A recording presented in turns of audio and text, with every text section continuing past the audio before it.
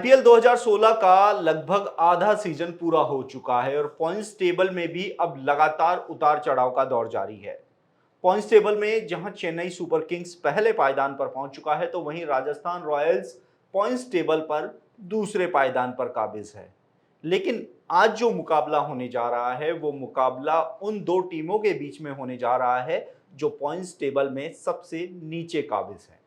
Sunrisers Hyderabad जहां points table पे 90वें पायदान पर काबिज है, तो वहीं दिल्ली कैपिटल्स पॉइंट्स टेबल में 10वें पायदान पर काबिज है।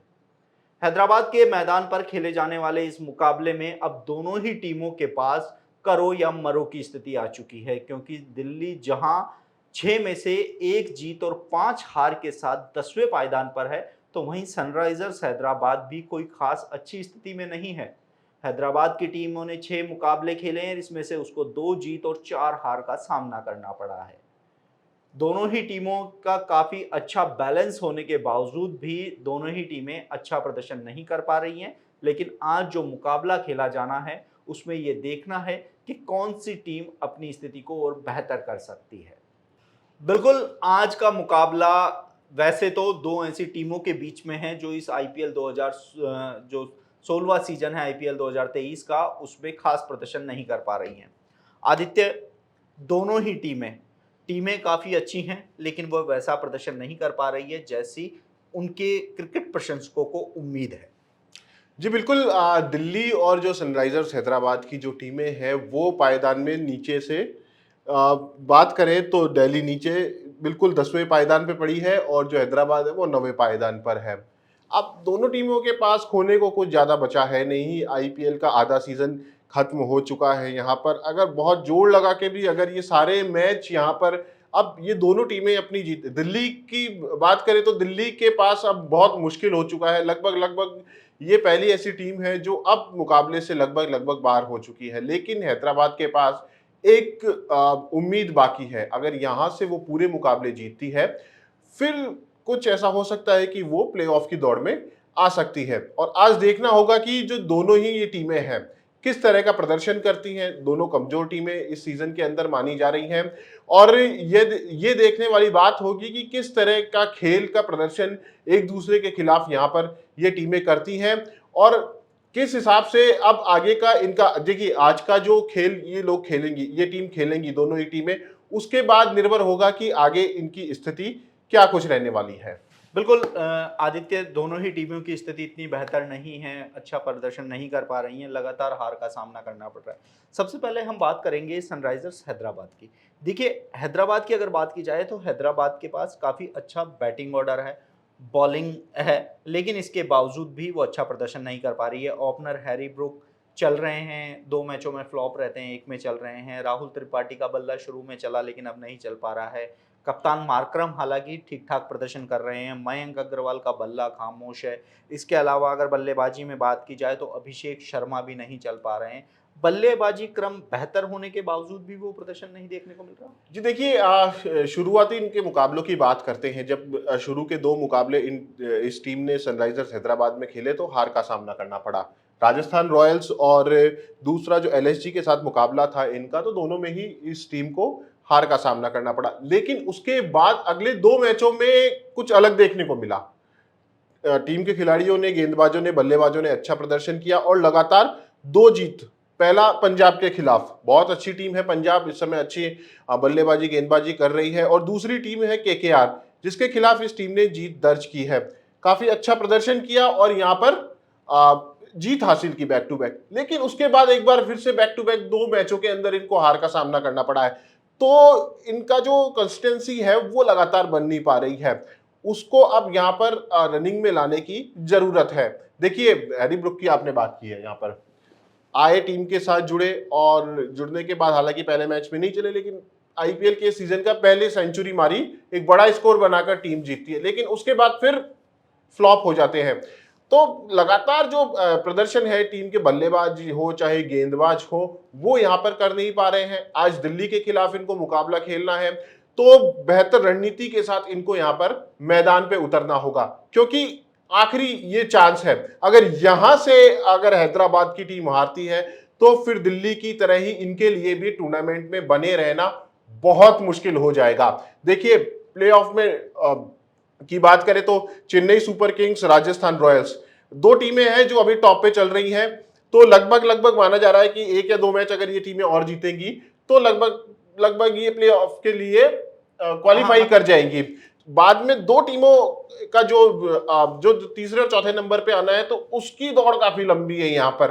तो इन टीमों को जोर लगाना पड़ेगा। सनराइजर्स हैदराबाद को यहाँ पर कुछ अपनी बल्लेबाजी में कुछ बदलाव करने पड़ेंगे। अगर अब भी कुछ खिलाड़ियों को ये मौका देते हैं जिनको काफी टाइम से इन्होंने आजमाया नहीं है, मैदान के ऊपर गेंदबाजों को आजमाया नहीं है, अगर वो यहाँ पर इनको एक मौका देते हैं, क्योंकि पुराने खिलाड़ियों को तो आप मौका दे ही रहे हो, नहीं चल रहे हैं जिस तरह से उनका नाम जाना जाता है उस हिसाब से बल्लेबाजी नहीं कर रहे हैं, गेंदबाजी नहीं कर रहे हैं, तो टीम के लिए एक बहुत ही परेशानी वाली ये बात सामने आ रही है। बिल्कुल आदित्य, बल्लेबाजी की हमने बात की, गेंदबाजी की बात करें, देखिए उमरान मलिक, भुवनेश्वर कुमार, इसके साथ ही वॉशिंगटन सुंदर और मयंक मार्कंडे, मार्को जैनसन। देखिए बॉलिंग अगर बात की जाए तो ये सभी खिलाड़ी अपनी टीमों के बेस्ट बॉलर्स में से गिने जाते हैं।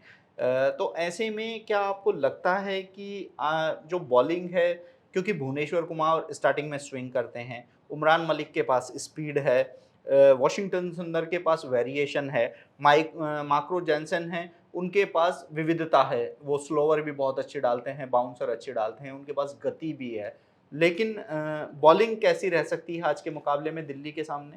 जी देखिए, मैं इस टीम की बात करना चाहूंगा तो बल्लेबाजी से अच्छी इनकी गेंदबाजी हो रही है, लेकिन बल्लेबाज टीम के लिए सपोर्ट नहीं कर रहे हैं, तो इसलिए कहीं ना कहीं जो गेंदबाजों को है कुछ जैसे कई बार वो ट्राई करते हैं तो वो मौका नहीं मिल पा रहा है। अगर विविधता आप जब तक गेंदबाजी में नहीं लाओगे तब तक विकेट मिलने की संभावनाएं काफी कम होती है, लेकिन अगर आपके बल्लेबाज स्कोर ही आपको खड़ा करके नहीं दे रहे हैं तो ऐसे मौके में फिर गेंदबाज के पास कुछ लिमिटेशंस हो जाती हैं।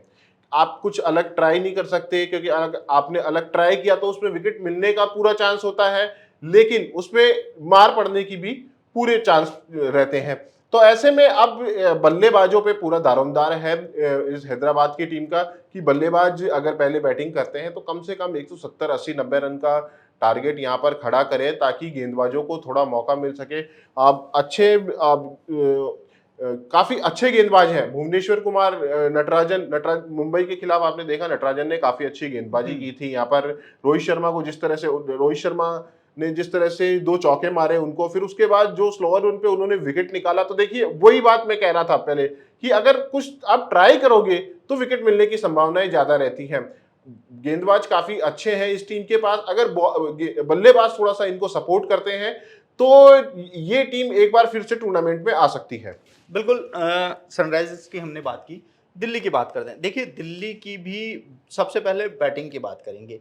डेविड वार्नर, सॉल्ट, इसके अलावा मिशेल मार्श, पृथ्वी शॉ, मनीष पांडे, दिग्गज काफ़ी हैं। आज के मुकाबले में क्या लगता है, वार्नर हालांकि अच्छा खेल रहे हैं लेकिन धीरे खेल रहे हैं, मिशेल मार्श का बल्ला खामोश है, पृथ्वी शॉ बिल्कुल नहीं चल पा रहे हैं, मनीष पांडे भी छोटी छोटी पारियां खेल रहे हैं लेकिन टीम को जीत नहीं दिला पा रहे हैं। पिछले मुकाबले में हमने देखा था कि अंतिम ओवर तक मुकाबला गया था, अंतिम ओवर तक मैच गया था, 128 रन का लक्ष्य था लेकिन वो भी प्राप्त करने में काफ़ी पसीने छूट गए थे। आज किस रूप में देखते हैं हैदराबाद के मैदान पर दिल्ली की बल्लेबाजी? जी देखिए, हैदराबाद का जो मैदान है हाई स्कोरिंग के लिए जाना जाता है और दिल्ली के पास ऐसे बैट्समैन हैं जो एक बड़ा स्कोर खड़ा यहाँ पर कर सकते हैं।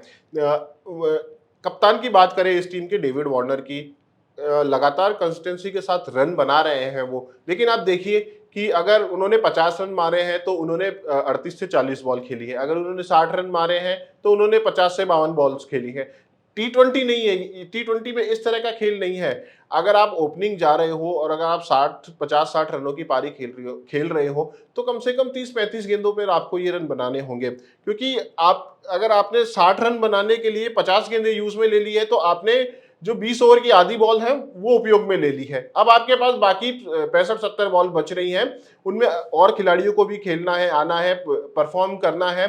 तो आपको अब ये टारगेट लेना है कि आपको तेजी से, अगर आप ओपन आ रहे हो, आपके पास 6 ओवर का एक अच्छा पावर प्ले है, डेविड वार्नर एक बहुत बड़ा नाम है, कहीं पे भी कभी भी वो मैच का पलट सकते हैं, लेकिन अपनी क्षमता के अनुरूप वो खेल नहीं पा रहे हैं। दूसरे पृथ्वी शॉ, मुझे ये समझ में नहीं आ रहा, पृथ्वी शॉ को लगातार यहाँ पर मौके मिल रहे हैं।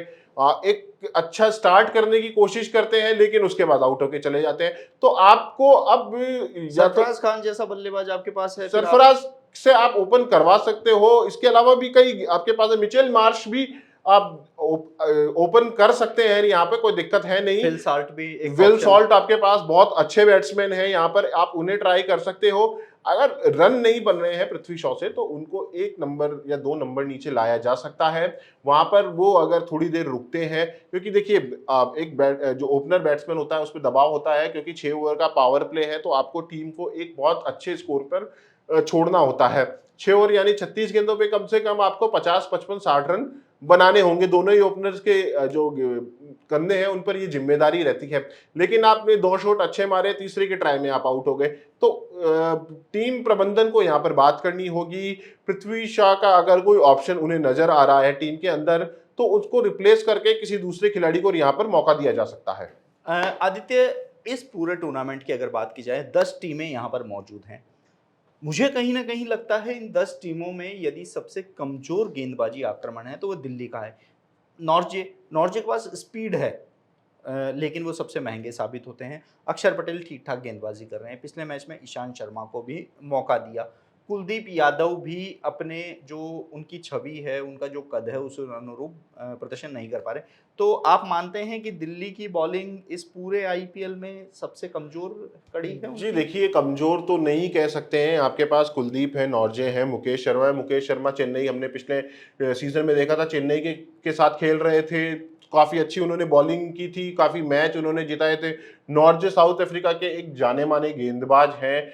आप मुंबई के खिलाफ मुझे वो मुकाबला अभी याद है, इससे पहले जब उन्होंने खेला था, टिम डेविड और कैमरून ग्रीन जैसे जो बल्लेबाज थे, उनको लास्ट ओवर में जब 5 से 6 रन बनाने थे, तो अंतिम गेंद पर जाके अगर वो टीम जीती है, तो आप ये नहीं कह सकते कि टीम के पास गेंदबाजी कमजोर है। ईशांत शर्मा को वो लेकर आए। देखिए, मैंने बात की कि पृथ्वी शॉ के स्थान पर किसी और को मौका दिया जा सकता है।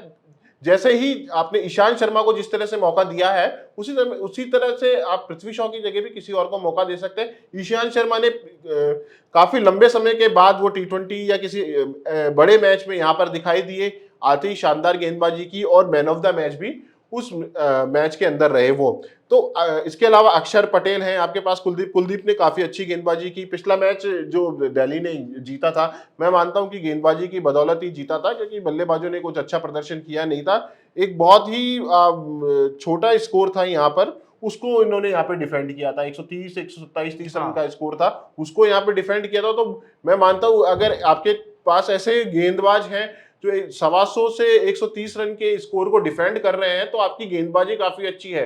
आपको सिर्फ काम करना है अपनी गेंदबाजी पर। लक्ष्य का पीछा करते हुए जीत हासिल की थी, बहुत शानदार जीत थी, रोमांचक मुकाबला था। रोमांच तो खैर आईपीएल के जो 16वां सीजन है उसके हर मुकाबले में देखने को मिल रहा है।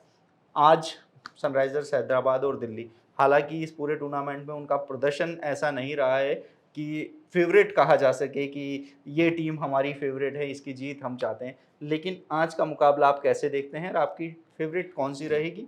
पिच क्योंकि हाई स्कोरिंग रहता है, हैदराबाद का पिच, रन बनते हैं, लंबे लंबे छक्के लगते हैं। यहाँ का क्राउड भी देखिए, 12वें खिलाड़ी का काम करता है हैदराबाद का क्राउड, क्योंकि हैदराबाद की बिरयानी और हैदराबाद का क्राउड दोनों ही बहुत ज़्यादा पॉपुलर है। बिल्कुल, दोनों ही टीमें देखिए नीचे से नीचे एक पायदान पे हैं। अभी दोनों को जीत की काफी जरूरत है। होम टीम है इस मैदान पर हैदराबाद, तो ये एक प्लस पॉइंट इनके पास है। हालांकि पिछले 2 मुकाबले लगातार वो टीम हारी है, तो दबाव खिलाड़ियों पे जरूर होगा। दूसरा, दिल्ली की बात करें तो दिल्ली ने पिछला मुकाबला जीता है, केकेआर को हराया है, तो एक कॉन्फिडेंस टीम के अंदर डेवलप हुआ होगा। अब देखिए, हैदराबाद का जो पिच है हाई स्कोरिंग के लिए जाना जाता है। पिछले कुछ मुकाबलों में यहाँ पर बड़े स्कोर बने हैं, तो अब दोनों ही टीमों को यहाँ पर अपने बल्लेबाजों पे दारोमदार दिखाना होगा। अगर बल्लेबाज एक बहुत बड़ा स्कोर यहाँ पर खड़ा करते हैं, तब गेंदबाजों के पास एक ऑप्शन होगा कि उस रन को डिफेंड किया जाए, या फिर एक बड़ा स्कोर बनता है उसके बाद ही बल्लेबाजों पे ही दारोमदार होगा कि वो रन किस तरह से चेस किए जाते हैं।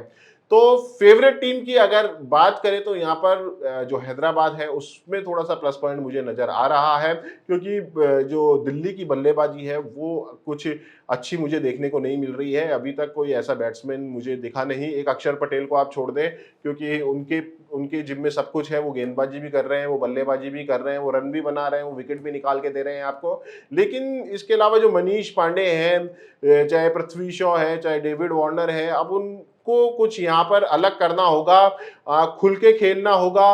अपनी जो जो जिसके लिए टीम में उन्हें रखा गया है वो अपनी ड्यूटी यहाँ पर उनको पूरी करनी होगी, तभी एक रोमांचक मुकाबला देखने को मिलेगा। नहीं तो क्या होगा, अगर रन नहीं बनते हैं तो एक नीरस मुकाबला फिर यहाँ पर होगा।